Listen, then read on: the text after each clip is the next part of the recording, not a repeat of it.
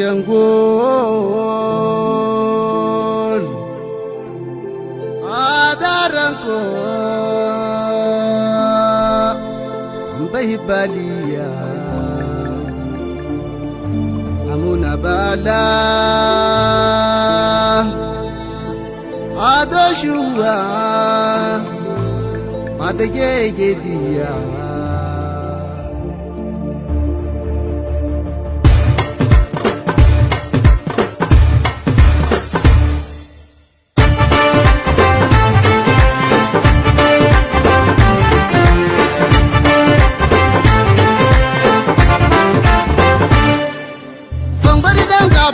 haraba shal haraba nahsara daraka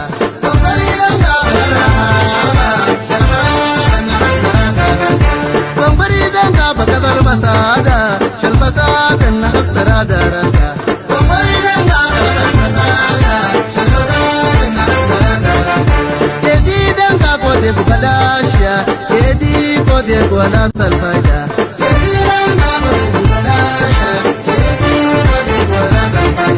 الذين قوي شعبية يدي قد قولان الفايدة الذين قوي شعبية يدي قد قولان الفايدة الذين قوي شعبية أنظنوا دلا يدين يريا الذين قوي شعبية أنظنوا دلا يدين يريا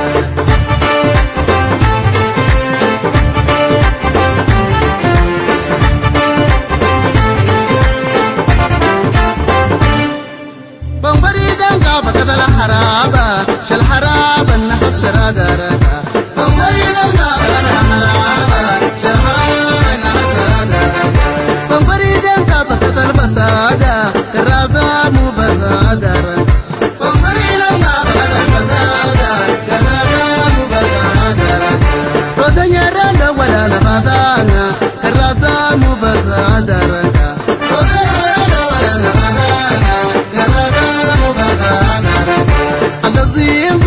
شعبية أنظنوا دلا يدين يريا الذين ويا شعبية أنظنوا دلا يدين يريا الذين ويا شعبية يدي قد ولا الفايدة الذين ويا شعبية يدي قد ولا الفايدة فقم الولين ما برع شعبية فقم الولين ما برع شعبية فقم الولين ما برع شعبية فقم الولين ما برع بقمل ونين بوردل بوردل شارنا بقمل ونين بوردل بوردل شارنا ما بلي جيدا بدنا ولا رجال ما بلي شيء جيدا بدنا ولا رجال بقمل ونين بوردل بوردل شارنا يا شاريا يا شاريا بقمل ونين ما بلا شاريا بقمل ونين بوردل بوردل شارنا بقمل ونين بوردل شاريا بقمل ونين ما بلا شاريا بقمل ونين بوردل بوردل شارنا لا لا لا يا شاريا لا لا لا يا شاريا لا لا لا يا شاريا لا لا لا يا شاريا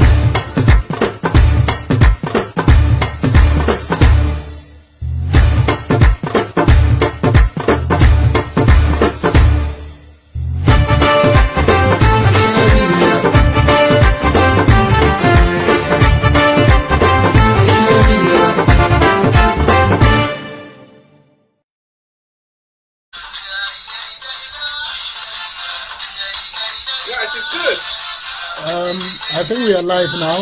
What we can do... I'm watching the live now. The music can be heard, everything. They're Okay. playing the music now. Okay, that is fine. I think we are live. So everything is live. So we can now...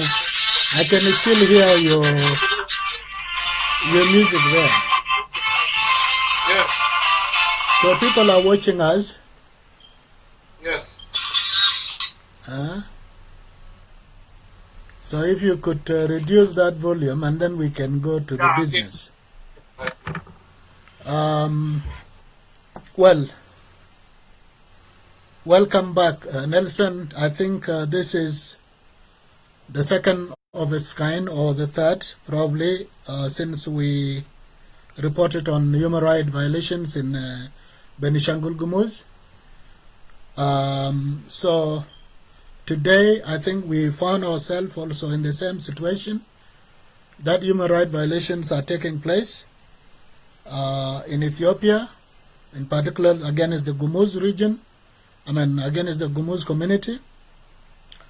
So before we go into details, I would want you to introduce yourself to the viewers. We have a number of viewers already watching this live. So could you please introduce yourself? Oh, thank you, Mr. Oshala. I'm Khalid Nasser. I'm from Benishangul, and I'm a human rights activist.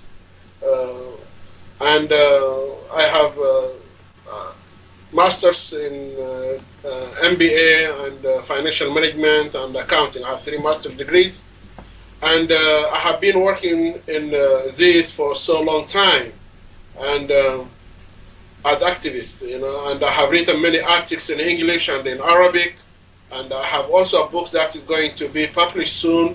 I'm just busy, I couldn't finish it. It is in Arabic, but still I have a plan of a book that is going to be written in English. And already I started it, but it's still not yet. And but the one that in Arabic is almost finished. It is few chapters remain, and I'm always, speaking on behalf of our people in Benishangul for the human rights violation in Benishangul and the Renaissance Dam and the impact of the Renaissance Dam on our people in Benishangul and anything that's related to Benishangul. I'm just for it there to speak on behalf of my people. Thank you. Thank you, Nelson. That is a very good introduction, a very good, summary of your achievements and also who you are and what is your work. Before we go into the main topic, I think this is a critical time in human history. COVID-19 is all over the world, and a number of countries, a number of governments have introduced different measures, including lockdown, ban on public gatherings, a state of emergency to begin with, and to curb or to combat or to control this pandemic. And Ethiopia is not different. I think one of the crucial issues that Ethiopia has introduced, which some of the countries in the world has not done, very few, is a state of emergency. Could you please just take us through what does these measures mean to the indigenous communities in Ethiopia?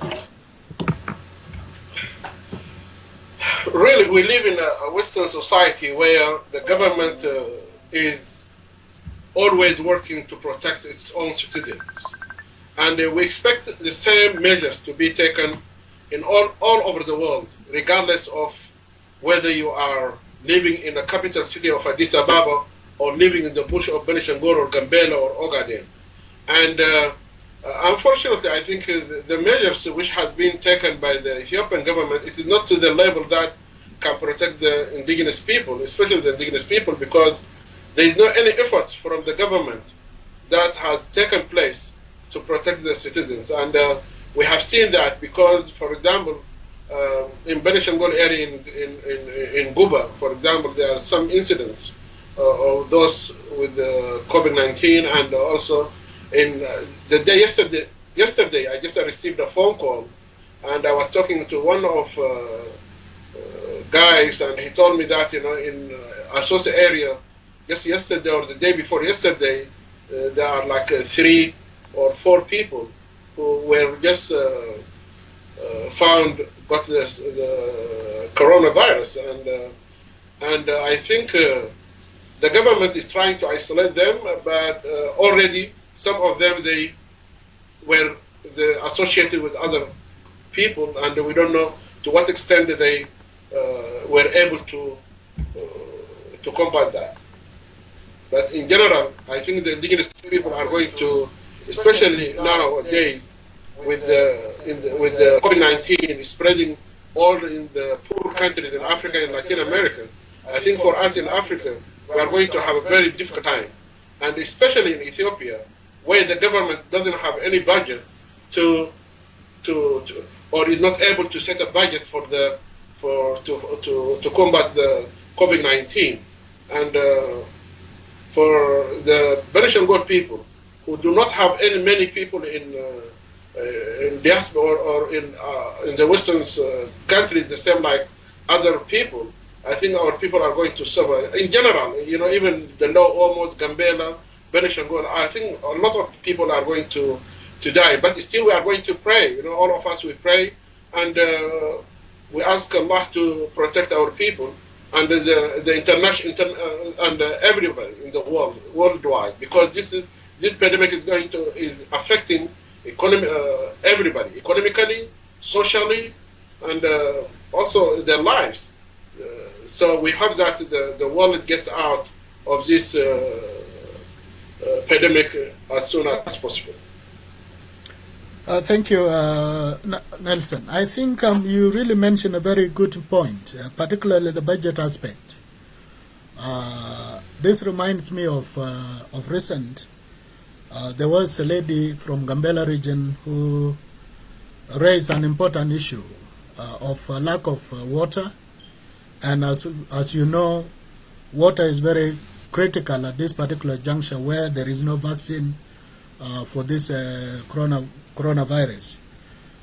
And also combined with social distancing, I think these are some of the measures that the world governments are now adopting. But as indigenous areas, Gambela, Benishangul, and also Low Omo, it is understandable that water availability, despite the fact that these regions have abundant water, clean water is not a primary object. Does this also ring a bell to you in the Benishangul area, lack of water in particular? Yeah, that's true.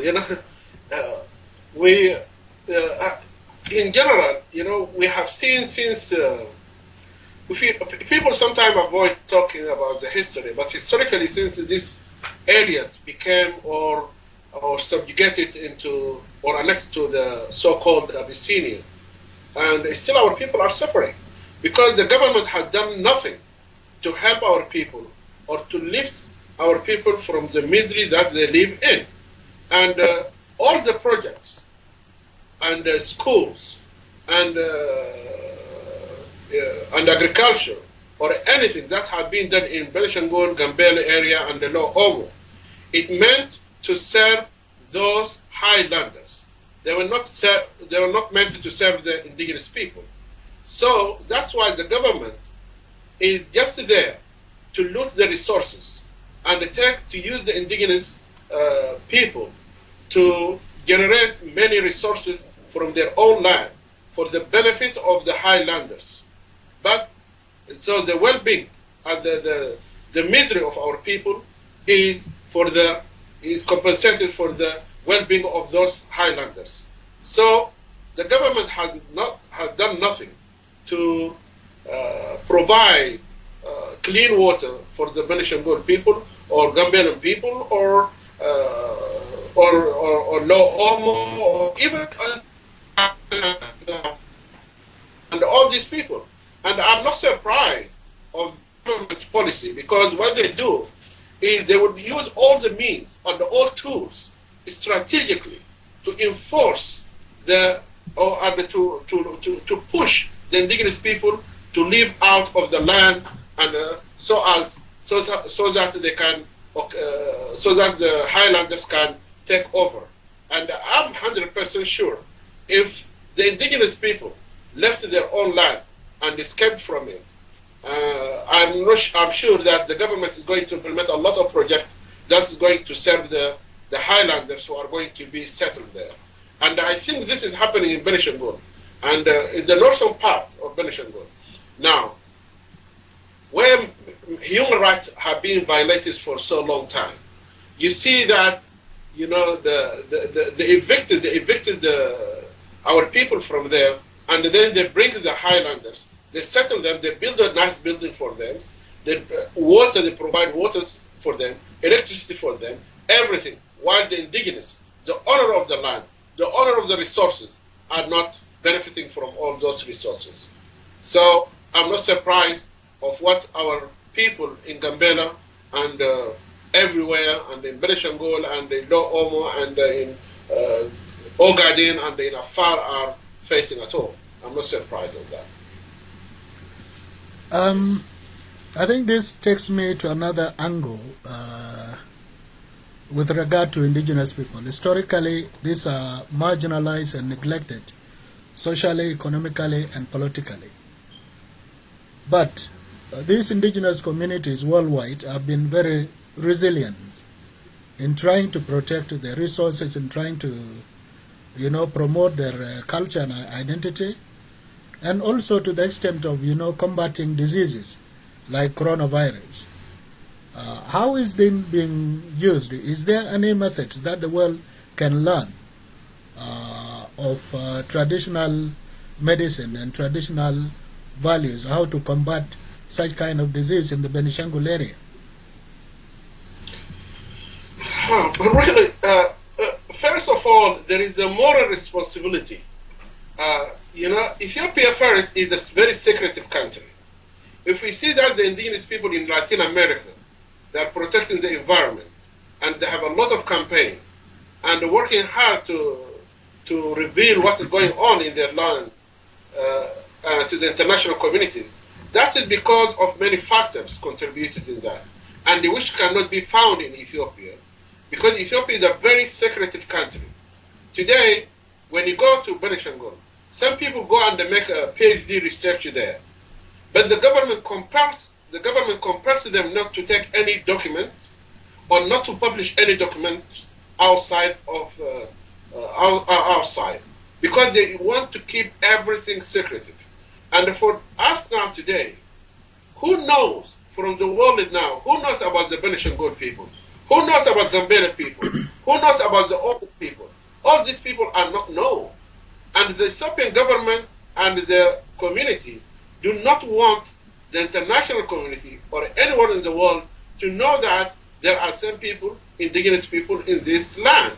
The Highlanders show them their music, their photos, their cultures, and their music, everything, while repressing us, not showing ourselves. So when we come to some, like this challenge, which the pandemic now, the COVID-19, it is very hard for our people to work in the media, or to use the media, and to be connected to the international community, to say we are here working and combating the COVID-19, because the Ethiopian government is doing its best not to reveal that or to show that to other communities in the world, and they don't want anyone to know anything about what is going on in Benishangul, or whether there are some people in Benishangul, and what is going on in Gambela and Omo, Low Omo, and Ogaden and Afar. So the Benishangul people are relying on their local medicine to get medication out of that, to get out of this pandemic. But in general, I don't think that is going to work.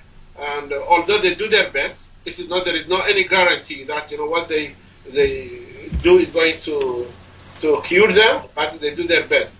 But what I would like to say here is there is a real responsibility on the international communities. That the time we are in 21st century, we cannot work with a country that eliminates and exclude its own citizen, and they just wanted to show a certain group of people to be dealt with internationally, while others are repressed and pushed down, not to be seen in the big picture of Ethiopia. So our people are dying, and the death which is taking place in Benishangul or in Gambela, it is a systematic, it's strategically planned, and it is going on, and they use all means. For example, during this time, the pandemic, they are taking this as advantage for them. And if there is any way that to exterminate the entire indigenous people, they will do it. And I think for them not to set a budget in order to protect those people in the bush, is one of the plans to let those people die by pandemic, and they say that we don't have anything to do with this disastrous,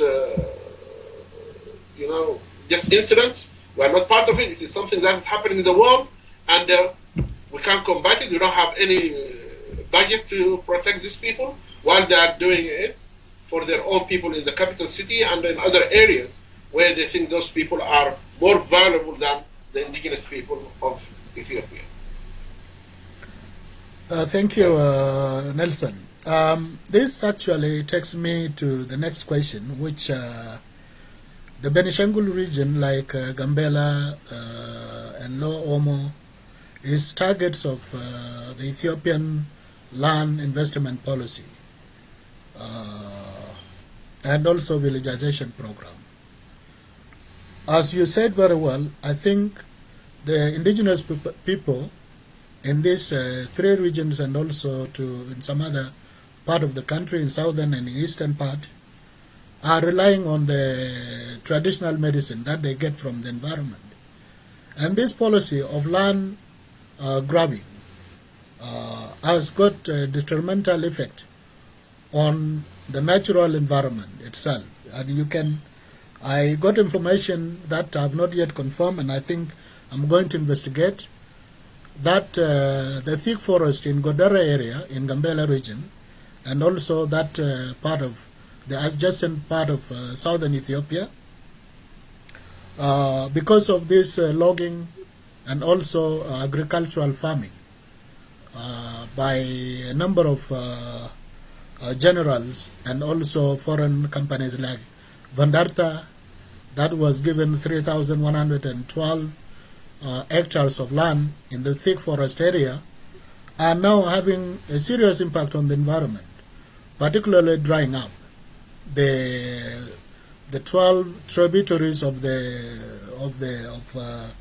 Baro, Gil, and Akobo rivers, which is also a tributary to the Nile. And this makes it a bit complicated, given the fact that this region, Benishangul and Gambela and some other part of the southern part, were also targets during the military regime in 1980s, when tens of thousands settlers from Ethiopian islands, because of famine, were taken to these areas. What do you think of this kind of policies? Does it mean that the future of these indigenous populations in the country are grim? Yeah, there is something just I would like to share with you, because just I was writing something here, and just if you don't mind,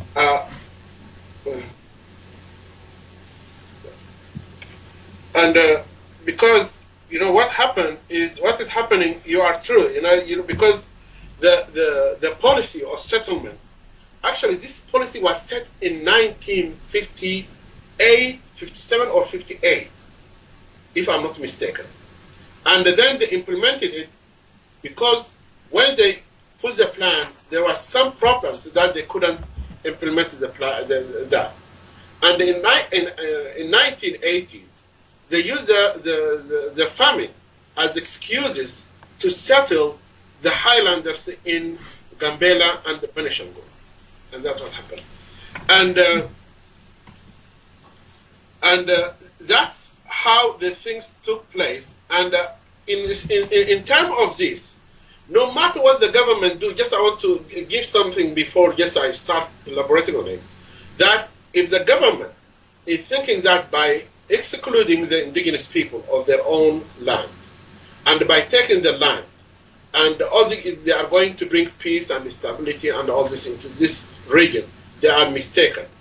And even the African Union plan to bring Africa as a peaceful and prosper continent is not going to happen, because there are many challenges in this continent, and especially if we have the African Union Center in Addis Ababa, a country that doesn't respect human rights, a country that doesn't value a human being, I'm very really surprised and in doubt that whatever has been planned by the African Union is going to be achieved.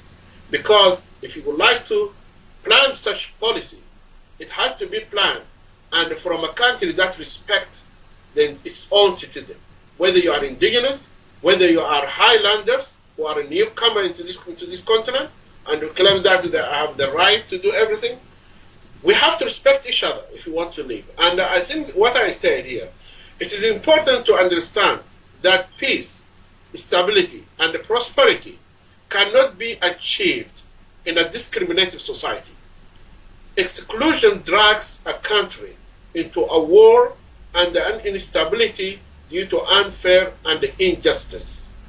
And what I have seen in Ethiopia in terms of the settlement and the land grabbing was implemented aggressively in Gambela and in Benishangul, and the indigenous even cannot get a land where they can, just go and plant to use as a farm, because all the lands are taken by the business people, by the big corporations, and besides the generals, all are, and besides the highlanders who are living there and protected by the security force of the government. And on the other side, the indigenous are losing their land. Indigenous are losing the natural resources in their land, and they are left without even, there is not any land for the cattle, for the cattle, and all these resources which they have. That's why they are losing everything. They are losing everything, and they are losing land. They are losing the water. They are losing the resources. And if you can see that, what happened to the Lower Omo people, where many people were killed because the sugar plantation or sugar scheme there. And beside that, we can see also the Turkana people who were exterminated by Gilgil, by building the Gilgil 1 and the Gilgil 2 and the Gilgil 3. So this kind of policy of land grabbing and these unplanned projects is affecting and it has a very huge impact on the indigenous people and their life and their existence in their existence in their land. And I think that's where there is the corporations that are grabbing the land beside the government need to implement what is called corporate social responsibility. I think these corporations have morally and internationally they have responsibility towards the indigenous people. You cannot go and take someone's land and run projects and on the expenses and on the sacrifices of the indigenous people. And the indigenous people are losing everything, while the highlanders and the big corporations are benefiting from the misery of the indigenous. And I think the international corporations, that is where I say the indigenous people in Ethiopia have been isolated, economically, socially, and politically.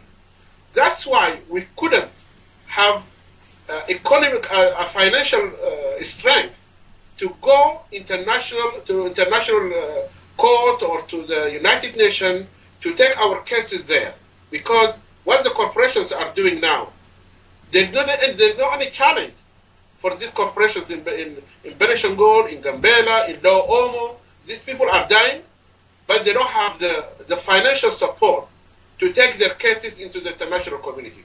I think although internationally there is a responsibility that these corporations need to take, but unfortunately, because there's no one who is speaking and challenging them in these areas, they don't care. And the government doesn't want them to implement anything to serve the indigenous people, like opening hospitals to treat the indigenous people. You cannot come and loot the resources without building schools, building hospitals, providing clean waters, and transportation, building roads, and constructing roads, and all these things. So I think what is happening in Ethiopia is a systematic and a very orchestrated and planned strategies to push the indigenous people, one, to exterminate the indigenous people. Second, if there are some people who are going to remain alive in this land, to push them and in order to make them flee the land into, if the Gambela, they are close to the Southern Sudan, so they can flee to the Southern Sudan. Those who low Omo, already they are finished. Some of them remain, and they are going to be exterminated soon. And in Benishangul, they are trying to push us to go to Sudan.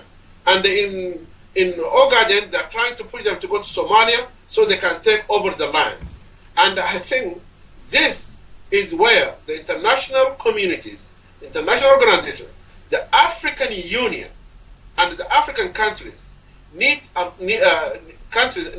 to wake up and look at Ethiopia as the country that represents the indigenous people. And if they want peace and stability and prosperity for Africans, I think it is very important to realize that the life of every human being in Africa is important. There is no difference between the life of someone, to bring someone from the highland and settle him in my own land, because his life is much or worth more than my life. There's nothing called like that. God created us equally. And I think the government has responsibility to treat these people equally without bias. And we are not going to keep quiet as activists. We are going to do our best to speak on behalf of our people. The settlement policy, which has been implemented in Gambela and Benishangul since 1980, although there are some people who were brought before that, but the famine caused the big settlement to be implemented in Benishangul area and Gambela, and even I think those are the most areas that are affected by settlement. And still, although despite the settlement policy which brought the highlanders into this land, still the highlanders are committing genocide against our people in Benishangul in order to grab more land from Benishangul land in order to annex it to the Amara region. And I think such a policy is not going to bring peace and stability into this country. And that's where the African communities, the international community need to wake up and say there is big problem in Ethiopia and in Africa. And as I think, if there is stability in the Horn of Africa, I'm 100% sure the entire continent will be in a peace. So, indeed, land grabbing breeds human rights abuses and human rights violations. Of course, I think land is very crucial for the existence of indigenous people. This is their identity, this is their culture, and we have seen how land grabbing has actually displaced so many people in Benishangul, in Lower Omo, in Gambela. This takes me back to remind ourselves the interview we had in 2019 with regard to human rights abuses, the alleged human rights abuses against the Gumuz people that was orchestrated by extremists, national extremists at that time. Since then, there has never been any public inquiry by the government set up. I'm not surprised. I think this has been the trend of Ethiopian authorities when it comes to the indigenous people who have been persecuted and their rights have been violated, there has never been any public inquiry. And this goes also the same to other human rights abuses in the country. Also, the mainstream Ethiopian media and international media has never covered these human rights issues. What is shocking today is the news that comes out that also extremists are now, committing human rights violations at this critical time in human history, where the world is under lockdown, but these reports are worrying. And how accurate are these reports, and why exactly that the indigenous population in Benishangul, the Gumuz, are being targeted? Really, yes. As I said, and as we mentioned, and I think this is a continuous, violation of human rights in Benishangul, and in Benishangul, in Low Omo, in Gambela, and all these areas, and in Ogaden, in Afar, and all these areas. And I think this violation is meant, it's planned. There is nothing really. I'm not surprised of any atrocities that can be committed, or that are atrocities, any kind of atrocities committed by the Highlanders. I'm not surprised, because if you go back to the time that they annexed all this region into what is called Abyssinia, which became later on as Ethiopia, I think they were very brutal and savage. And I think Bruce, who was in Ethiopia in these Highlanders in 1770, said one thing: these Highlanders were created to hate and to be hated. No matter how we try to deal with them, to respect them, and to do everything that can humanly, something that is based on our humanity, our behavior and our way of dealing with others is with respect, and we don't have anything towards any human being. We think that all of us we are equal. But when you look at someone that you think that he is equal to you, and he's planning, you smile, and he tries that as if he's smiling with you, but at the same time he's digging, your grave, and you don't know that. And that is what's happening to our people in Benishangul in the northern part. These Benishangul people are welcoming people, and if we go back to the history, before these Highlanders come into this land, because they are, when we call Habash, they are from the Yemen. They migrated from there, and they came to this indigenous land, and the indigenous people welcomed them, and they say welcome, and they gave them, they shared everything. They shared the land, they shared the water, they shared the food, everything with them. But what happens? After that, they are trying to exterminate these indigenous people and to take the land. And since with the interview which we made last year, in 2019, until now, every day and every week, there is violation of human rights and the genocide in Benishangul. Last week, there are 800 people who were forced to leave their own land and their own villages, and now they are in Mataka. 800 people, just last week, happened last week.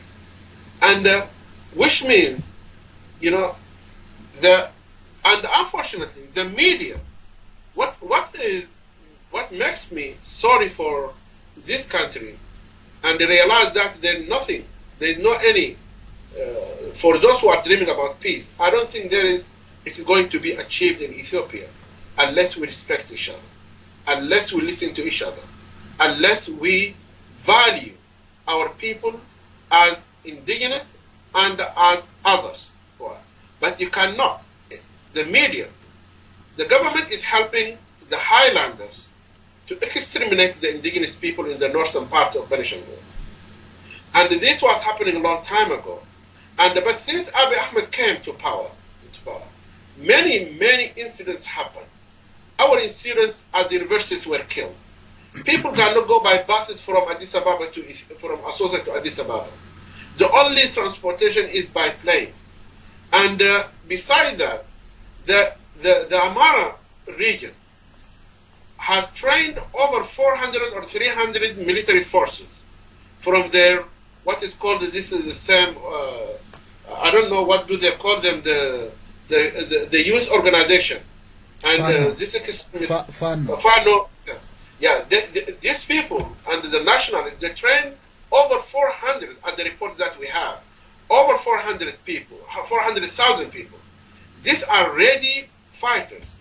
And every day they attack the Gumuz area.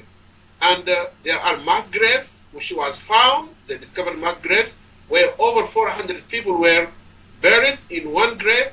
And there are every day a village that loses its people. And the media, we never seen Ethiopian media talking about the atrocities that are committed in Ethiopia or in Benishangul. For me, I don't believe that. What makes me not to believe that I'm part of this country is when you find a country that doesn't value your own people, doesn't respect you, doesn't include you in their political, social, and economical system. You think that you are abandoned. You think that you are rejected. You don't think, they make you not to believe. They try to say, oh, Benishangul, Gambela are Ethiopian. But it's not about the war. It's about what you do to make these people that they are part of you or your country. When you systematically make a genocide and they kill these people and they imprison them, and no media, directly or indirectly, speaks about these atrocities, how do they want us to live with them?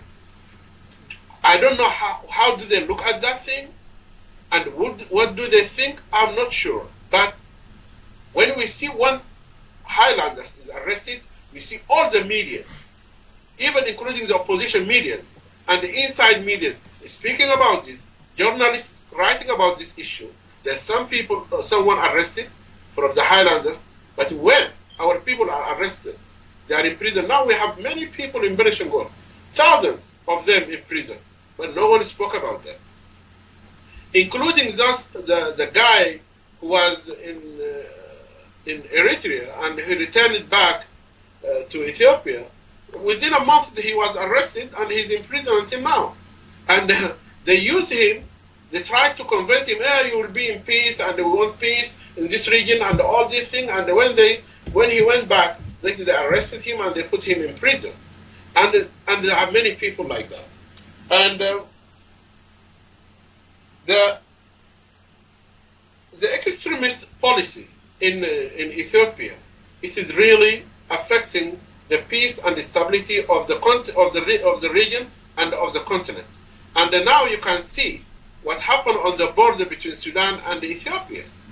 And these nationalists are supported by the government, because why don't we are allowed to have a militia or a military force in Gambela or in Benishangul or in Ogaden or in Afar, while they have it in Amara?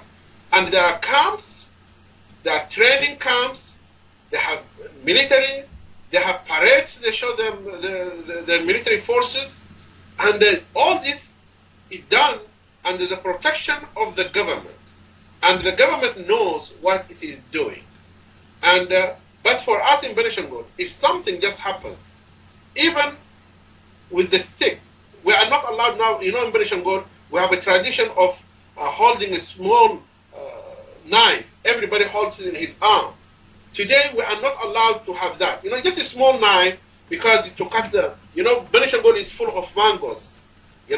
All mangoes, wherever you go, and you can just get a mango and just peel it and eat it. So people have this small knife, and they put it on. They put it on their arm, And even that small knife, they are not allowed now to carry, because and while the Highlanders are allowed to carry clash and the guns and whatever they want, and the media doesn't talk about that, and that's why I say, you know, the Wanya Manya, the guy who is in America or in Canada, when he said that, you know, the Benishangul people are monkeys and they are not human beings, they need to be exterminated, you know, and that is the policy that is going on in Ethiopia, and the same are applied in Gambela, the same policy is applied in Lower Omo, the same policy applied in other parts of Ethiopia, and I think the world has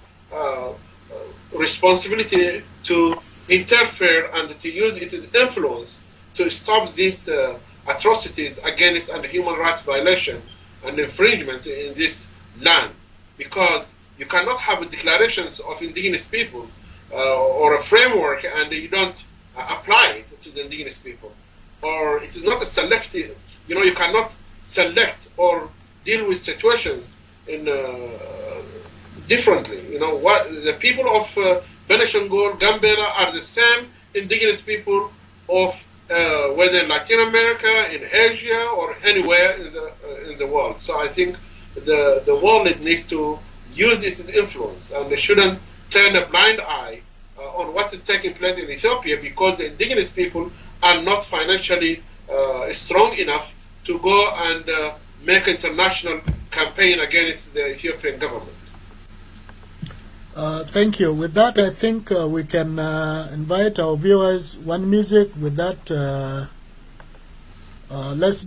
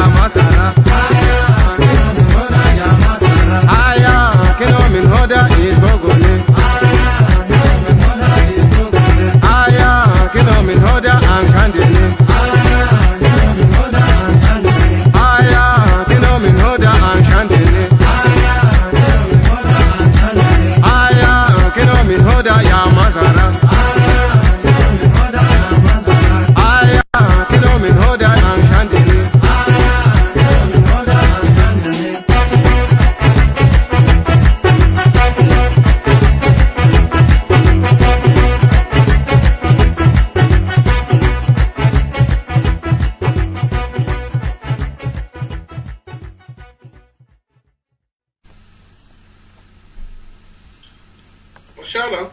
Thank you. We are back to... Yes, I will find. I will send you this video if you can show it later on. I don't know. Yeah, we are back to life now, so the music is finished. So if that video, maybe we can show to our viewer later. So that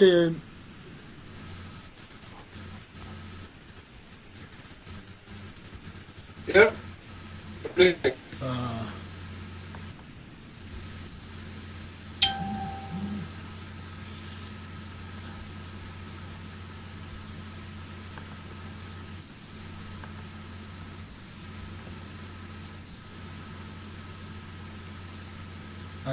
I lost the video, so I'm not so sure whether the audience can see or can hear us.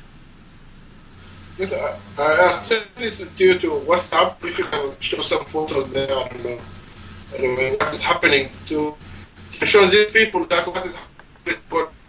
Oh, you know, I have documents, everything is documented.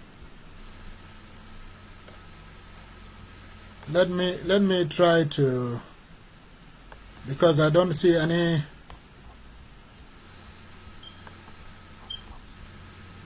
I just let me see.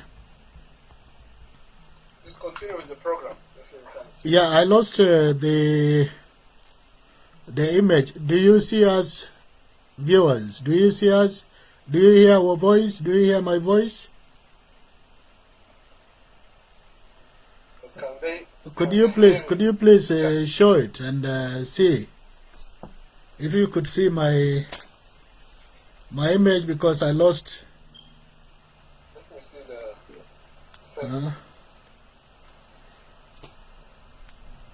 image because I lost. Yeah. You can be. Yes. You are there. You are there. Am I? Yep. You are. Okay, but because I can't see the image of myself or other people there, that is why I'm trying to check. Okay, but because I can't see the image of myself or other people there, that is why I'm trying to check. You are online. Okay. You are online. Right, okay. Okay, now I can see, but because I can't see the image from this side, so that is why. Then we can go back then. If the viewers can see us, that is great. Okay, now I can see that. Right. So, okay, viewers, sorry for that technical problem. I think we can now go back to our discussion. This is an interesting one, I guess, for all of you. This talking about the human right, before we had a break, this week Amnesty International has documented or has published a report on violations of human rights by Ethiopian security agents. Although the report is based on three regions, two regions, Amara and Oromia, probably is because of lack of, information or research on these areas. This confirms that what you are talking about, human rights violations, are rampant in different parts of the country, not only in Amara, not only in Oromia, under the current administration. So that takes me to the next question regarding tension between Ethiopia and Egypt. Benishangul-Gumuz is one of the Indigenous Peoples territory, and where Ethiopian Renaissance Dam is located. And of recent, following the failures of American brokered diplomatic negotiation, tension has been very high between these two countries. And some analysts fear that this may escalate and lead to conflict. Of recent, the Ethiopian authorities have announced construction of at least three military bases in the Gambela region. And I'm not so sure whether this is also the same in the Benishangul area. So what do you say about this tension? Can you give us from your perspective how the indigenous people in these areas, because we also hear that this week there has been skirmishes, incidences of conflict between the Ethiopian militias at the border of Ethiopia and and Sudan. So could you also please highlight on these incidences? Before I highlight and talk about this, there are something that I wrote. I would like to read it to the audience, at least in regards to these violations. It says that the United Nations Declaration on Rights of Indigenous People call on a state to obtain free, prior, and informed consent of indigenous people through their representatives in institutions before adopting legislative or administrative measures that would affect them. Thus, it is obvious that the international framework provides the best practical method for solutions through participation, and this reaffirms that without engaging indigenous people genuinely, there will be difficulties in finding peaceful solutions. Therefore, we call upon the Ethiopian government to respect internationally acknowledged framework. And in terms of the violation of the United Nations Declaration, I say that Ethiopia did not abide by the declaration. Instead, it has violated indigenous rights in Benishangul. Such acts should be condemned by international organizations, states, and NGOs. Therefore, we urge all states to exercise pressure on Ethiopian government in order to force her to abide by the international framework that provides the best practice for engagement. Without engaging the indigenous people genuinely, it will be difficult to meet the goals of sustainable development. Thus, we call upon the Ethiopian government to respect internationally acknowledged framework based on the following principle: free, prior, and informed consent in activities relating to indigenous people. Thus, Ethiopians need to obtain indigenous people's consent in Benishangul. Otherwise, all constructions work should be halted until a deal is reached. And because why we say this, this is the framework, because they know the international community knows, and the United, when they set all this framework, they know that what kind of difficulties and the challenge that are facing the indigenous people whenever the government planned a project or a scheme. So the dam in Benishangul, it is not isolated project from what the highlanders said in order to force the indigenous people and to replace or to displace the indigenous people out of their land. That is, it is part of the plan. And because how would you plan such big project dam in Benishangul without taking consent of the indigenous people, without making any environmental studies that to show whether this project is going to have a very an impact on the indigenous people or not?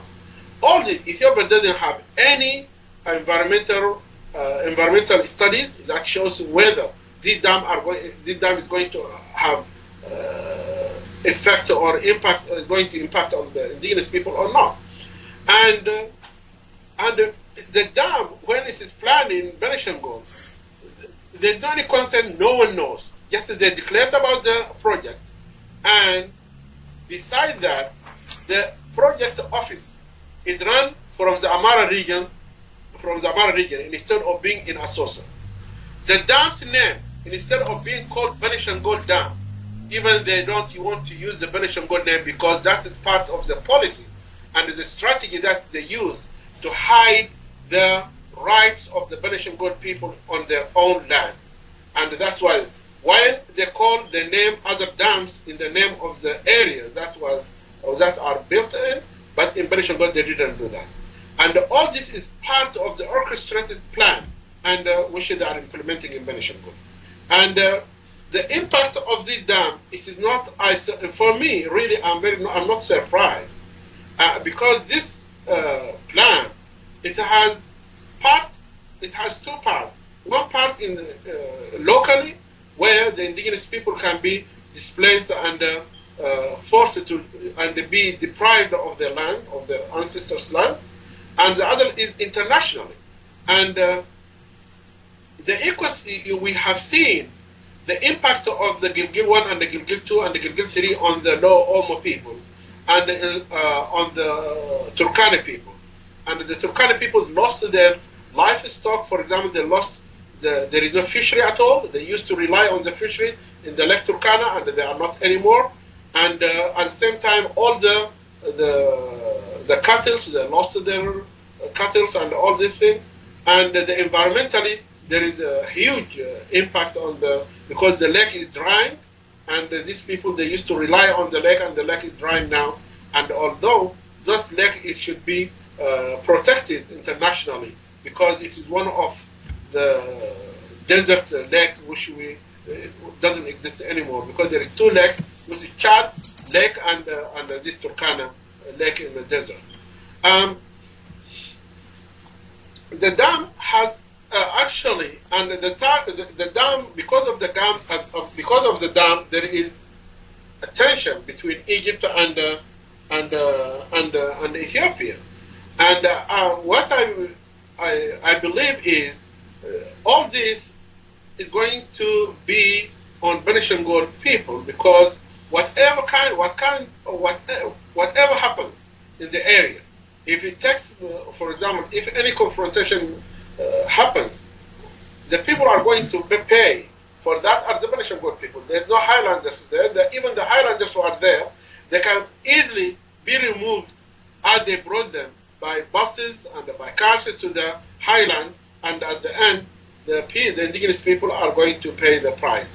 And nowadays, because of the confrontation, the Ethiopian people, the Ethiopian government, is using the dam and using the dam as excuses, as they used the famine in 1880s to settle highlanders. Now they are using the same policy. They are using the dam as excuses to settle more people, and that is happening in Benishangul, for example. Now, as you say, in Gambela there are they set 3 military camps. In Benishangul they set more military camps, because we have in Kurmuk now they brought huge military, artilleries and big numbers of soldiers, and they are set on the road between from Asosa to Kurmuk. And beside, in an area called Sokale, there are a military camp, a huge military camp there, and also they have beside the dam area, it's all surrounded by military, and in Al Mahal area, in Guba area, and the Jawa area, and all these areas are set as military camps, and they have huge military camps, and I don't know, and they brought a lot of artilleries and the guns, and I don't know what are they planning for. And for us as indigenous, what we think is part, as I say, they used the famine before, they used the famine and they brought settlers. And now they are using the dam issue to bring more soldiers, and these soldiers are going to come with their families, and the families are going to bring their extended families into this area, because Benishangul, Gambela, and all are the most resourceful areas in this region, in this country. And what the Highlanders want are to use any means or any atrocities or any problems that is happening in the world in order to settle their own people in this area. And that's what they are using now. And even the epidemic, the COVID-19, they are using it in order, because, for example, the genocides that are committed in Benishangul, on a daily basis, there is no any international organization that is operating now in these areas. And even if there is, they are not allowed to take out any resources or any documentation or any photos. They are not allowed. And as I said, Ethiopia is a very secretive country. For example, all these areas where the genocides were committed, no one is allowed to take photo, to do anything. And that's what's happening. And beside also the confrontation, because of the dam issue and the dispute over the Nile water, which is meant to be for everybody, because when God created human being and provided this water for a human being to survive, because no human being can survive without water, and you cannot use water as a gun in order to put pressure on other countries. You know why I'm saying this? The project of the dam, it is not a new policy. You know, when we go back maybe to 13th century, and also it happened in the, I think, Ethiopia threatens the Egyptian when there was problem of Coptics, the church, and whenever they feel that there is problem between Christians in Egypt and the Egyptian, the Ethiopian, because the Ethiopian church used to be under the Egyptian church, and so they used to threaten Egypt that they are going to divert to the Nile water. And in 1924 and 25, there is something that Haile Selassie said, that because there was a plan to build a small dam on the exit of Tana Lake, on the exit of the Nile on the Tana Lake, and with Britain, and that didn't happen. There were negotiations happening, and with the Ethiopian government, and with the emperor. And at the end, what Haile Selassie said in 1924 is that we, Ethiopian or Abyssinian, are going to build, to construct a dam funded by the Ethiopian people, and it's going to be funded by the Ethiopian people in order to keep the water, to irrigate our lands, and the rest of the water is going to be sold to Sudan and Egypt. So for me, this plan, building the dam, is a plan that has been there for a long time, and they are just doing it. And on that, they are trying also to use that dam to settle more highlanders, to displace the indigenous people, and to use their land, to grab the lands. And I can prove that, because what proves that? The Benishangul people who used to live in the area of the dam where the dam is constructed today, there were many villages. And those people, they were forced, and they removed and they displaced from that area. And what happens? They brought those areas were registered and given to highlanders, And when the government came to compensate those people who were living in this area, they didn't compensate the indigenous people who were living there for thousands and a million years. They compensated the highlanders because the land is registered under their name. And this is, look how dirty game, the kind of the dirty game that they play. They take your land, they tell you, we are going to construct a dam here, they displace you, they take that land, they register it under a Highlander name, person, and then the government comes and gives the compensation to that Highlander, while the indigenous are not compensated at all.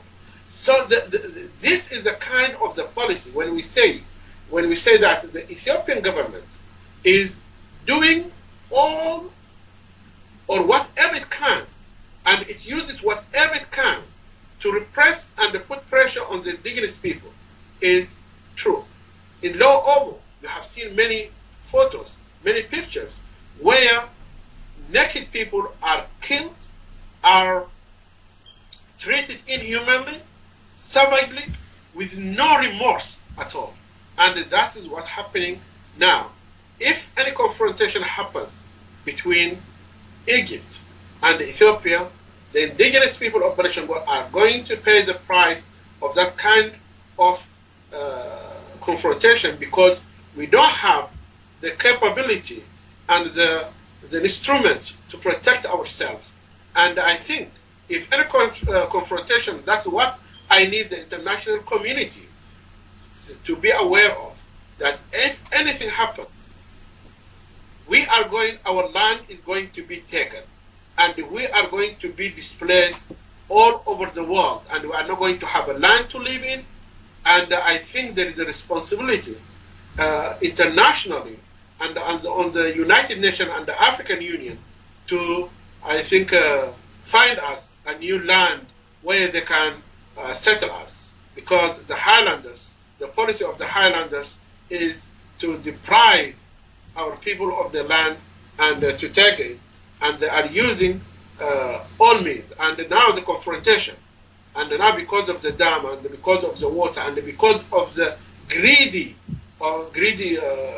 policy and the greediness of the Highlanders, now they went into confrontation with the Sudan, where they took this Benishangul, and still they are dreaming of taking more lands from Sudan. They encroached their land, and they went inside Sudan. They took all those lands, and they think, oh, this land belongs to us. And this land historically and internationally belongs to Sudan. So that is the kind. And who's going to pay the price of such confrontation? The indigenous people. Because Amaras, they have a lot of artilleries. They are funded by the government forces. They are helped by the government forces, while our people are paying the price of that. If someone now speaks in Benishangul or says this confrontation is not right to happen in our land, they are going to be in prison. They are going to be killed. And they can be killed by the security forces in front of the officials of the Ethiopian government, and no one will speak, because the government and the nationalists are all are part of the plan. And that's what they have. Yeah, that's what's going on. Well, thank you, Nelson. Basically, I think this large military movement of the Ethiopian authorities under the cover of conflict or perceived conflict between Ethiopia and Egypt raises so many questions, and there are those people who argue that this has an ulterior motive, which is linked with the land grabbing that the Ethiopian authority would want to mobilize its forces to these regions like Gambela, Benishangul, and Lower Omo to ensure that the resistance are crushed, in the sense that so that they can utilize the resources that they want for their own economic development. But this is at the expense of the indigenous people who lives there. And of course, historically, we all know that militarization of indigenous people who are culturally, linguistically, economically distinct people from the main populations or mainstream population, always at the disadvantage of the indigenous communities, who will be, targeted, framed for so many regions of that sort. One thing the Ethiopian government has always been using disarmament policy, which we saw of recent in the Lower Omo, where the Omo Valley communities were targeted for the fact that they were possessing light weapons. And yet, on the contrary, the Amara and the Tigrayans in the north are possessing light weapons. and it is considered to be culture for them, but not for the indigenous peoples in other part of the country. For instance, in Gambela, in Benishangul, and in Lower Omo, as we have seen of recent. There is also another argument which I need you to comment on, particularly which some people say that it is Ethiopia has the right to build and utilize the water of the Nile for their own purpose, because the upper riparians were not part and parcels of the colonial negotiation when Egypt had a line share on the water of the Nile. What do you say to that? Or what is your take, or what is your input? Let me go first to the first part, which is I already talked about in regards to the disarmament and all this thing, and the policy of the militarization and resistance groups. One thing that the Ethiopian government is using, and against the indigenous people, are the resistance and something like that to kill more people and to arrest many people. And if the indigenous had any organization and the equipment and the ability to resist, they wouldn't have implemented all these projects in these areas. They wouldn't be able to bring any military or to construct any military base in Gambela or in Benishangul. But unfortunately, because these people financially, they are weak and they can't, they try to resist. But the resistance is not that to the level that much what the government is doing in the region. And that's why certain people bringing small soldiers and grabbing lands and certain highlanders and all these things are done, and still the indigenous are killed. And because the indigenous, yes, they try to resist by sticks and by arrows and all these things, but unfortunately they are not allowed even to carry stick in the city. For example, as I say, in Benishangul we have a lot of fruits, and this fruit, when you have fruits everywhere, you carry, for example, a small knife which you use to cut the mangoes and to cut the fruits to eat it. But unfortunately nowadays, this thing, it is part of our culture for so long time since we were created on earth.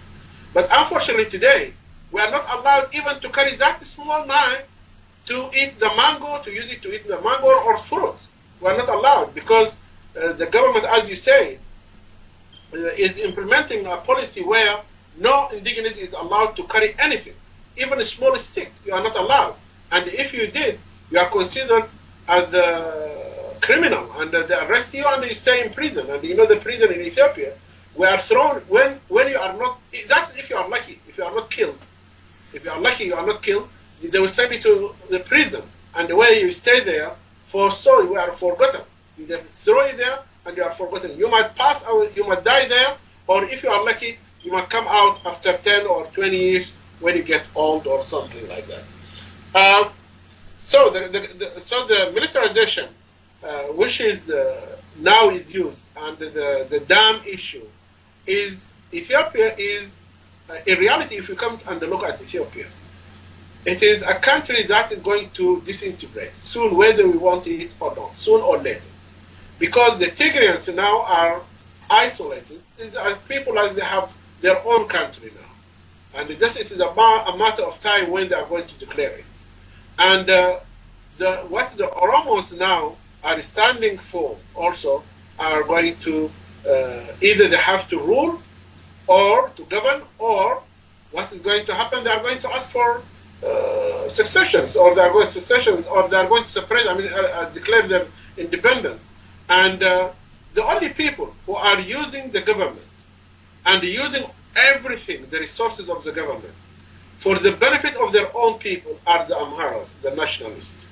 And the Amharas always speak about Ethiopia and a unified country, but they have nothing. They didn't provide a policy where all people can come together.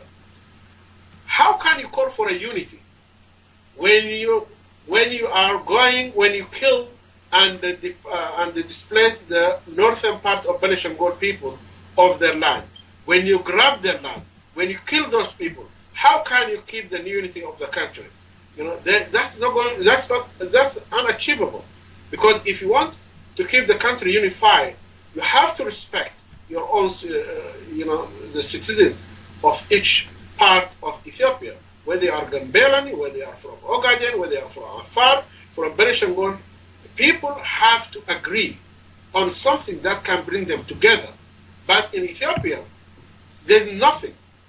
And the reason is because Menelik, who is the hero of those highlanders, and whom I consider as the vampire and the killer, who came and annexed these people from the North Sidama and the North Southern people, Ogaden, Afar. There is no common ground. There is nothing between these people and the indigenous people of Benishangul and the Gambela and Omo. And at the same time, they want you to be part of the Ethiopia, but they don't want to share anything with you. They don't want you to be seen in the picture of Ethiopia.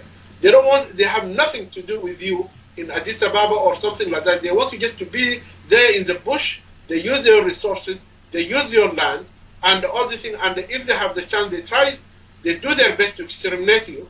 And if they couldn't exterminate you, at least you should keep yourself in that bush. Don't come out from there. And that's what they are doing. And that's the case. And in the case of the Nile water, which they think that they have the right to utilize the water and all this. Water is for everyone.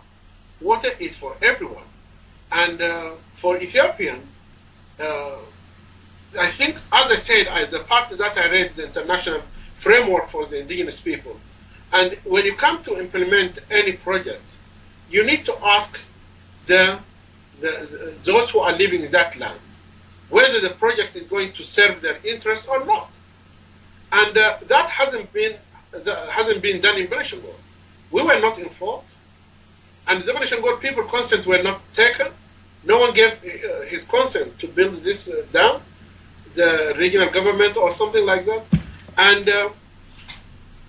they came and they constructed the dam, and I think the dam has affected over 50,000 people were displaced. 50,000 people were displaced, and these people have nothing. They were not provided with anything, no compensation, nothing at all.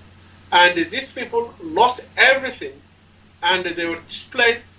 They brought these highlanders, as I said, they gave them the land. They were given compensation instead of the indigenous people. And which means, and even there are over 12,000 employees in that dam who were working day and night.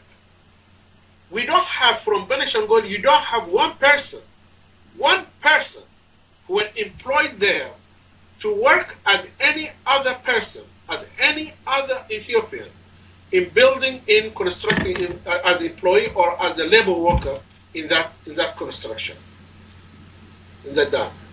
This is inhuman because they want you to be poor. They don't want you to at least get even a $10 or $15 per day, reals bill, for example, at least to have a very nice food or clean water or something like that. They want you to be the way that you are in order so you can either you get affected by this environmental impacts, and then you pass away because of the dam. And while they bring all these highlanders, 12,000 they employ them from the Amara region and from other parts of Ethiopia, while no one from Benishangul is employed. So that is what we say, that they need to abide by the international framework. And not only that, as the indigenous people in Benishangul, if we were asked whether to construct the dam in this area or not, we wouldn't agree, because the dam is going to bring a lot of cases, a lot of settlers, a lot of confrontation. We know that there will be confrontation with other countries, and the people who are going to be affected by that are the Benishangul people, and we don't want that to happen to our people, and because we have nothing, we haven't benefited from the government. So why do we have to pay the price of the Ethiopian government plan in our land? Why our land is used and our people are victimized for the benefit of and the well-being of the highlanders? I think that's the wrong policy. And if they think that they have to use the water, they should construct they can construct the dam where they think it is benefit for them, not for a policy that can affect that would affect our people. And not only that, when this water, Egypt, for example, when we say Sudan and Egypt, a lot of northern Sudan rely on the Nile water, and at the same time Egyptian. And this water, where I think existed there since the human beings were there in Egypt and Sudan and in Ethiopia, there is no reason that to construct such a huge dam, in area in order to keep the water, even if you have the right to construct it, but you cannot make it without the consent of the indigenous people, and you cannot make it on the expense of the indigenous people and on the expense of the other countries' nation. You need to build something that can benefit you and at the same time can make the others to live peacefully and peacefully with you. But you cannot construct such a dam which affects the Sudan and the Egypt, and later on, instead of building economic development and prosperity and economical development, you are going to be in war because of the dispute over the water. So now, Ethiopia, whether we want it or not, whether today or tomorrow, there will be confrontation between these countries, and which is going to be that you spend billions of money for a project that is not going to serve the interest of your interest, or maybe your interest. The only thing that Abyssinians can achieve out of this dam is displacing the indigenous people from their own land. But at the end, the confrontation soon or later, whether we want it or not, it's going to happen. It's going to happen over water. And because no one can survive without water, and if you are going to keep over 90 billion cubic water, I think those countries that are not going to accept that, and I feel sorry for my people in Benishangul who are going to pay the price of any kind of confrontation. And I hope that the international community interfere to stop the dam construction until the consensus and an agreement is reached. And that's what, yeah.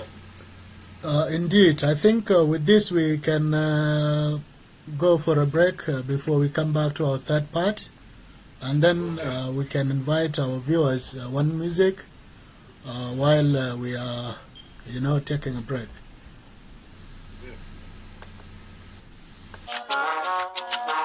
ما بتشنقول هذا شاتي وصلوي بابا يجاز جل حلوي درشنا شورتيو وما ما يجاز جل عبري ساو ثانك اللي جدي بقشرون هاهو ساو ذا بس عربي يلا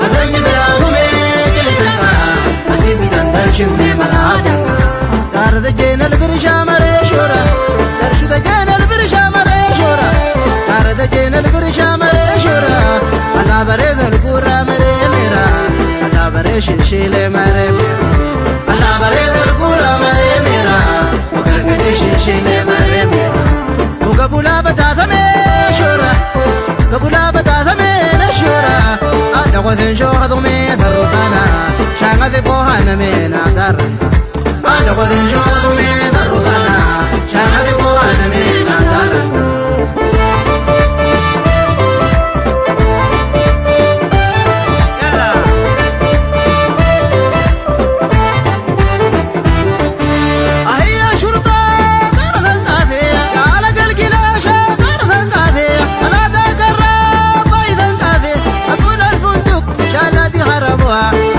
جناليا كدار بالين وصلنا شفايا أصول البندق جنادي هربوها ألا دم جناليا كدار بالين وصلنا شفايا ألا دا سفرا ألا دا قرا ألا دا سفرا ألا دا قرا ألا دا قرا لا دم فناليا ألا دم فناليا كدار بالين وصلنا شنقولا ألا دا قرا أيا ألا دا سفرا ألا دم فناليا كدار بالين وصلنا شنقولا شعلك القلاشة شعلك القلاشة ترثن قاثي أصول البندق يلا دي خربوها على دم جناليا البارة بازي وصلنا شبايا أصول البندق يلا دي خربوها على دم جناليا البارة بازي وصلنا شبايا على دي جناليا البارة بازي وصلنا شبايا على دشور ناليا البارة بازي وصلنا شمبولا على دم جناليا البارة بازي وصلنا شبايا على دشور ناليا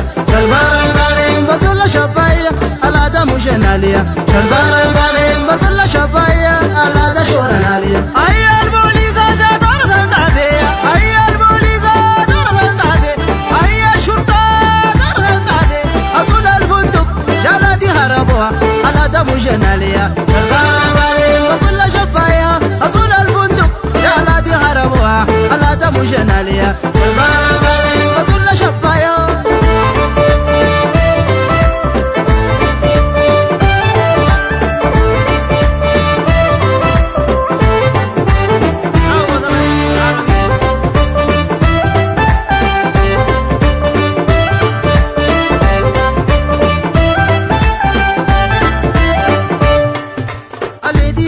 ناليا البارة بازي بصلنا شبايا اليديا شابو جناليا البارة بازي بصلنا شبايا اليديا شور نالي البارة بازي بصلنا شبايا اليديا قرانالي البارة بازي بصلنا شبايا اليديا سافرا البارة بازي بصلنا شبايا اليديا ابو جنالي البارة بازي بصلنا شبايا اليديا شابو جناليا البارة بازي بصلنا شبايا اليديا شابو جنالي البارة بازي بصلنا شنقولا اليديا شابو جنالي البارة بازي بصلنا شبايا يلا تعودوا بس عربي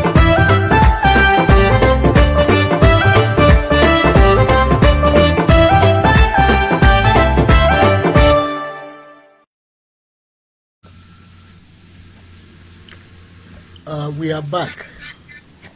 Yes.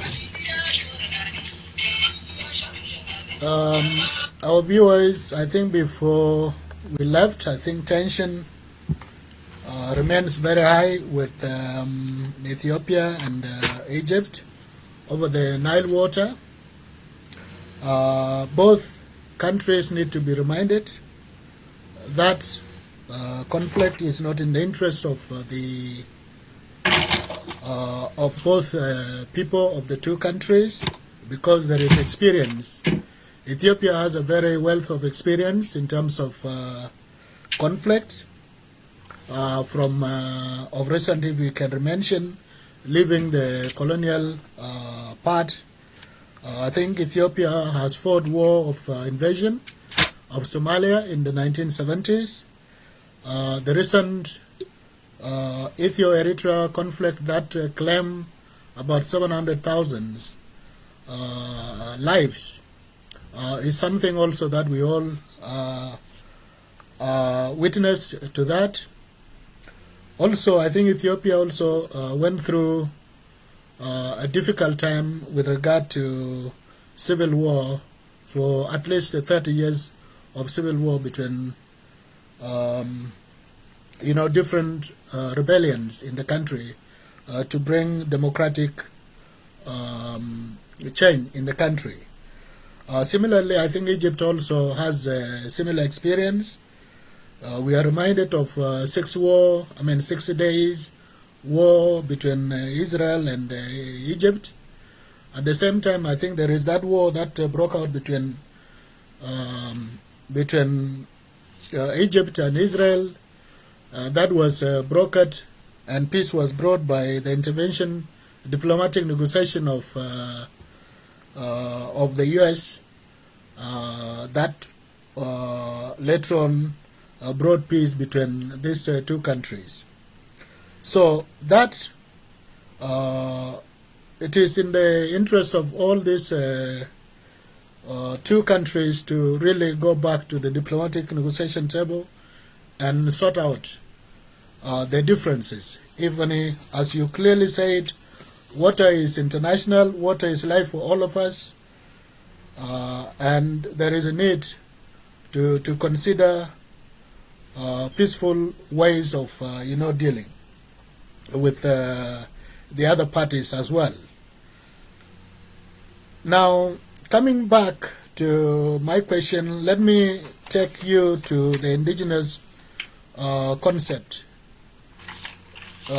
Indigenous peoples worldwide are now bearers of rights under the international legal regimes, of which Ethiopia is party to many of them, including the Universal Declaration of Human Rights, the UN Charter, and then the two covenants, the International Covenant on Civil and Political Rights, International Covenant on Civil, Economic and Cultural Rights, and as I mentioned earlier on, the UN Declaration on the Rights of Indigenous Peoples, of which Ethiopia is not a party.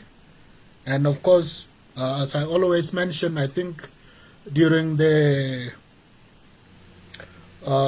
signing of this particular issue, Ethiopia was not present during the discussion.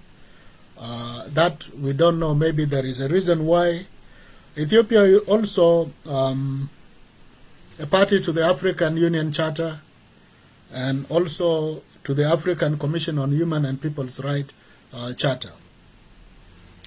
These international and regional legal regimes clearly speaks loud as to the protection of indigenous peoples, of which Ethiopia, by virtue of being party to these international conventions and covenants, should have been at the forefront, trying to bring it closer to the indigenous peoples in the country by at least adopting a provision to protect, or a provision, to provide a protection mechanism to these indigenous people.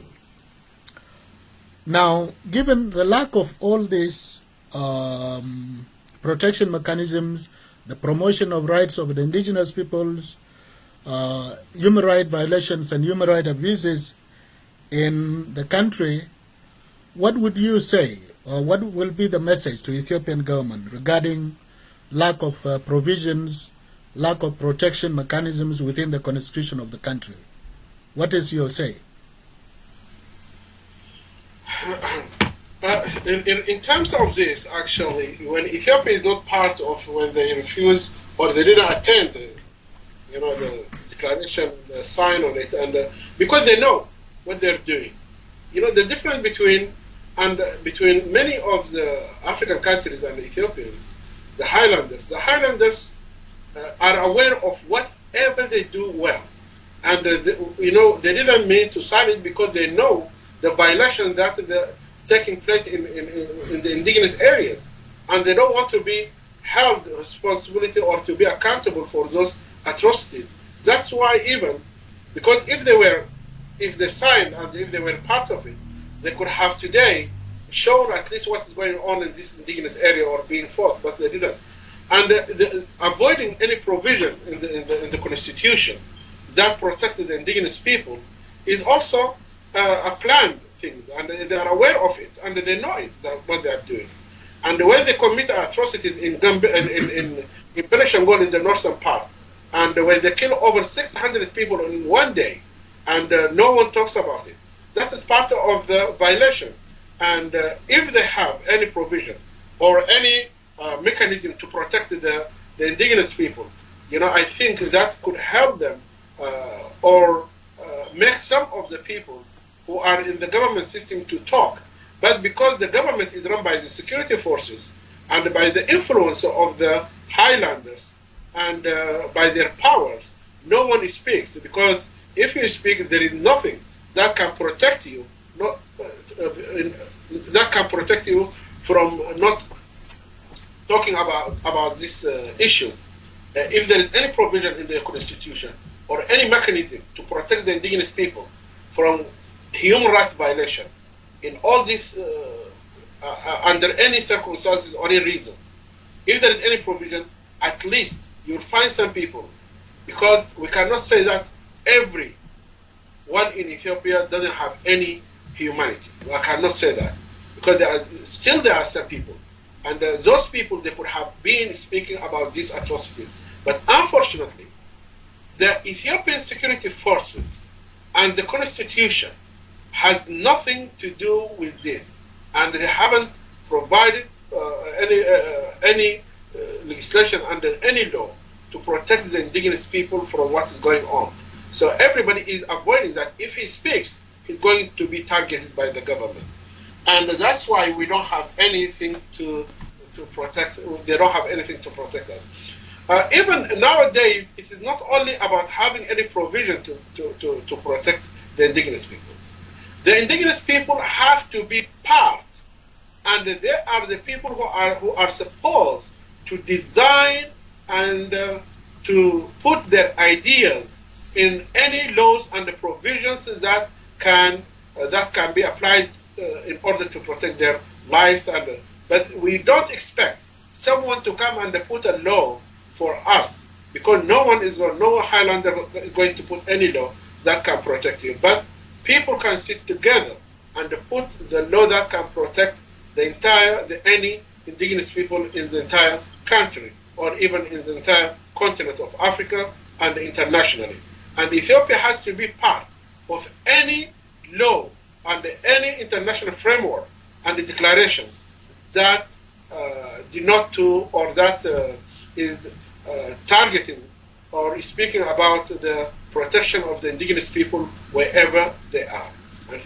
And also, because there is a question that I didn't elaborate on when you said before about the Ethiopian rights on the water, that Ethiopia said that it wasn't part of the colonial agreement, and I'm very surprised of that, because Ethiopian, when they signed, when they agreed with the Britain for the 15 May 1902 agreement, which was not ratified by the Abyssinians, the reason that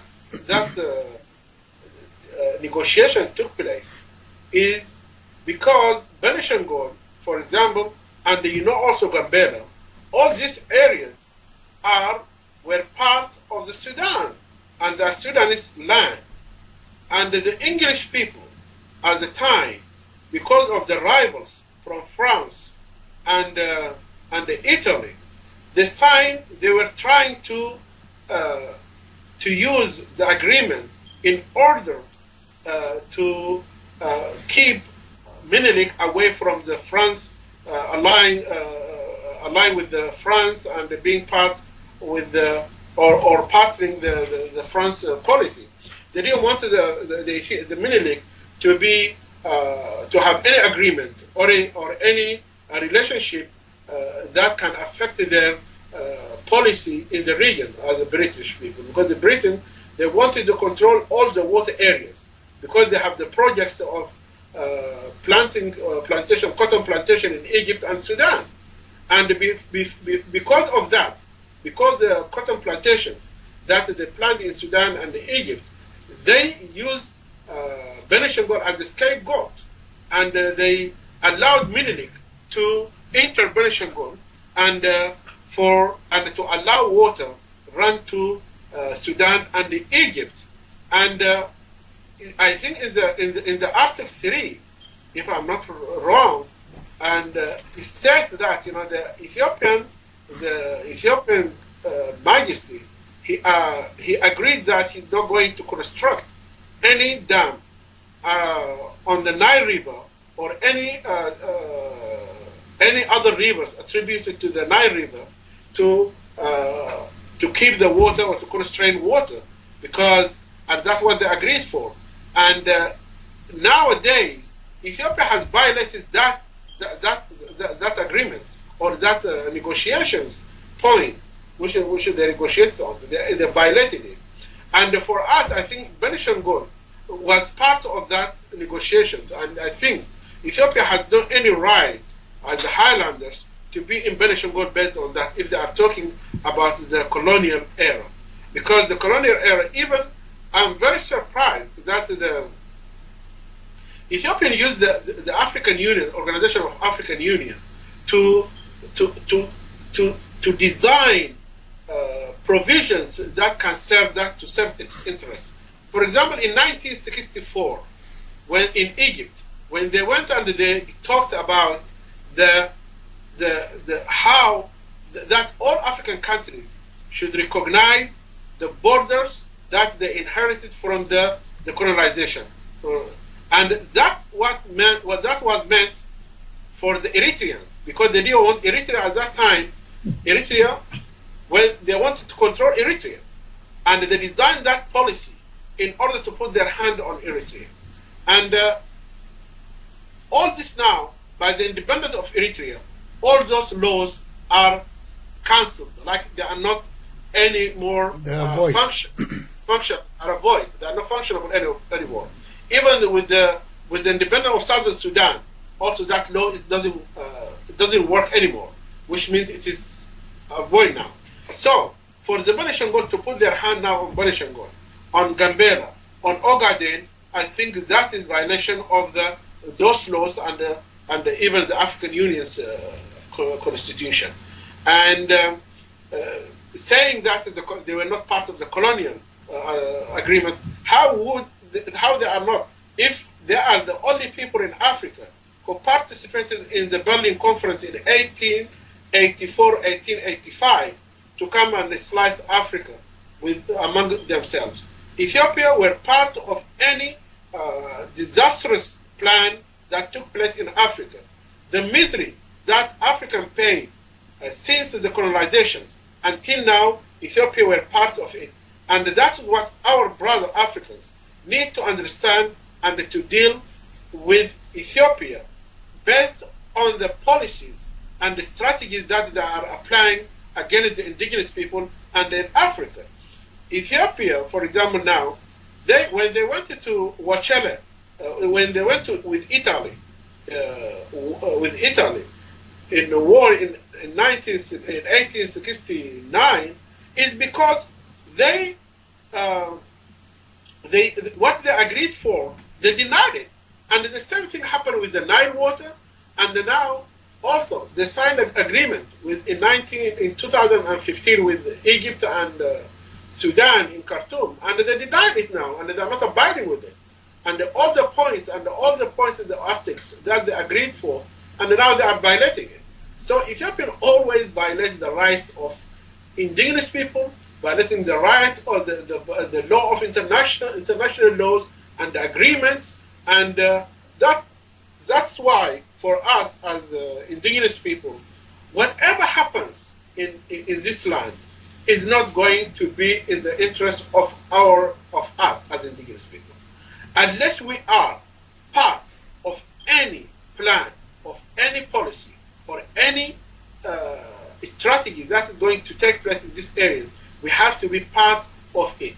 And to be part of it, Ethiopians need to be open for inclusive policy, not exclusive policy where they try to say that we want a unified country whilst they are excluding you, whilst they are ignoring you, whilst they don't want you to be seen in the big picture of Ethiopia. So if Ethiopia. No, for me, I'm not going to be a believer of a country that is excluding my people, that is excluding us from the policy that they are implementing in our area. We have to be part, if they really mean it, that they want all these people to agree on a certain things, any policy we have to be part of it. Now, Abiy Ahmed, for example, is trying to abolish the federalism, or he wants to cancel the federalism, and he wants to take the country back to 100 years ago, 100 years, and to control it from the central government, where they can control everything. And I think if that is applied, we indigenous will have to say bye-bye to our lives, because that will be more severe to our people, and they will be more aggressive, because everything is going to be in their hands. At least for the time being, we have some puppets in our regions who are running the regions, even if they are the puppets, but it's still, you can say that there's someone there, a puppet, and based on him, they are implementing any policy through him. Because, for example, in Benishangul now, last week or last month, or within this month actually, May, they brought over 14,000 Highlanders to be settled on Matakar area, in Jawa area, where they committed atrocities and the genocide. And now the buses, I think, I sent you some photos. Maybe you can see that the buses, I don't know whether I sent it to the buses or the buses which carry people, bringing people from the Highlanders, from the Highland to Benishangul area. Yeah, that's what I have to say. Well, this brings us to the conclusion of our show.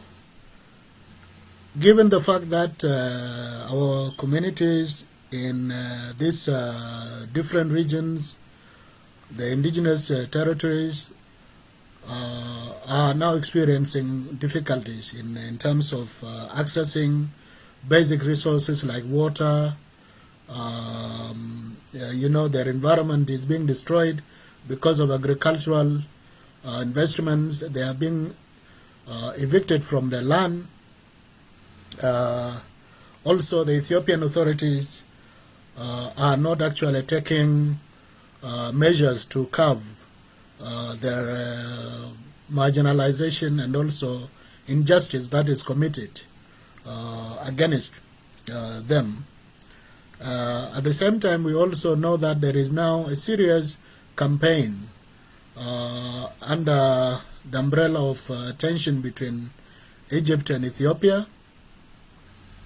And also now these areas like in Gambela, as I said, and you also clearly mentioned that in Benishangul, there are serious, military camps being built. Also, there is a lot of mobilization of military in these areas, in the Benishangul areas, which I did mention to you, to the viewers, that in Gambela there are at least 3 military camps is now announced to be constructed, and without the consultation of the indigenous peoples, like what is happening with the policies of land investment policy.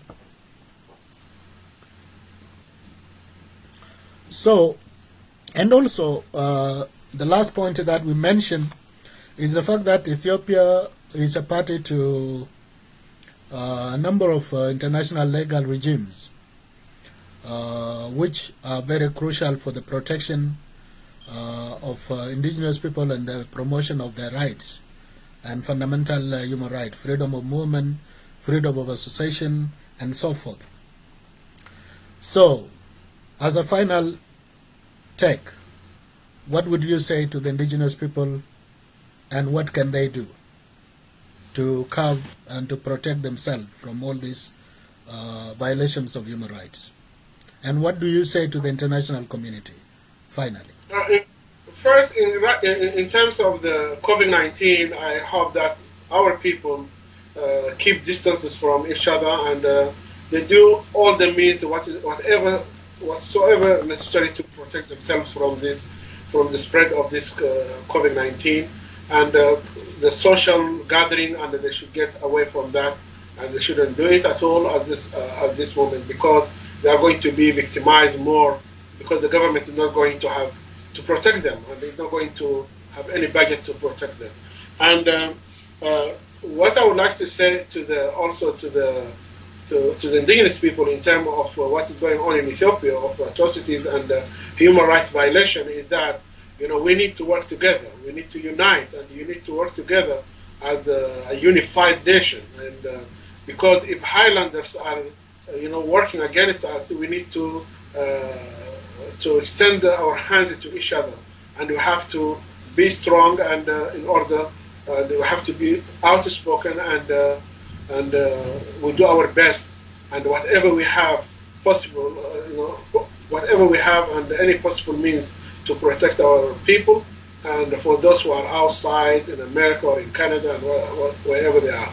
Let's unite, because division is the cause of what we are suffering now. Because if we are united, we will be able to protect ourselves. We will be able to have our rights in a land or in a country which we became part of, forcefully. But if we don't unite, I think we are going to be victimized, and all our land, our rights, and we are going to lose everything. And for the international communities, and I think the international community, we know that Ethiopia is relying on aid since it was formed as a country by the Western's assistance. And Ethiopia never ever relied on itself to build itself, always relying on aid and the Western countries. And my message to the Western countries, please, all the assistance that you provide to this country should be in projects which is going to be implemented by the country itself. If, for example, Sweden, for example, want to assist this country in a certain project in agriculture or in medicine or building schools, please, we want you yourself to come and implement the project without giving the funds to the government where they can use it against the indigenous people. We indigenous people, any assistance that must come to Ethiopia never been used for the benefit of the indigenous people. So we want all those assistance that comes from the West to be used for the indigenous people, and it should be implemented by those countries instead of sending the fund to the government, central government, which is going to use the fund to kill us and destroy our culture, our language, and our people, and our ecosystem. So, and for the Ethiopian, and we don't want you to think that we are aggressive or we are against you, but we have been excluded from political, social, economical, activities in Ethiopia. And if you want to keep this country as you dream, I think you need to include all these people to be part of the policy, not a policy that you design to serve your own interests and on the expenses of the indigenous people. We are not going to agree with that, and we will stand against that until the last breath of our life. Thank you very much, Nelson, for your time and also for your insight on this particular issue. My thanks also goes to the viewers for taking the time to listen, to understand. So please, with this, we bring our show to a conclusion. Join us again for our next live show. Follow us on Facebook so that we can, build this community together. And thank you. With that, we bring this to a conclusion. Thank you.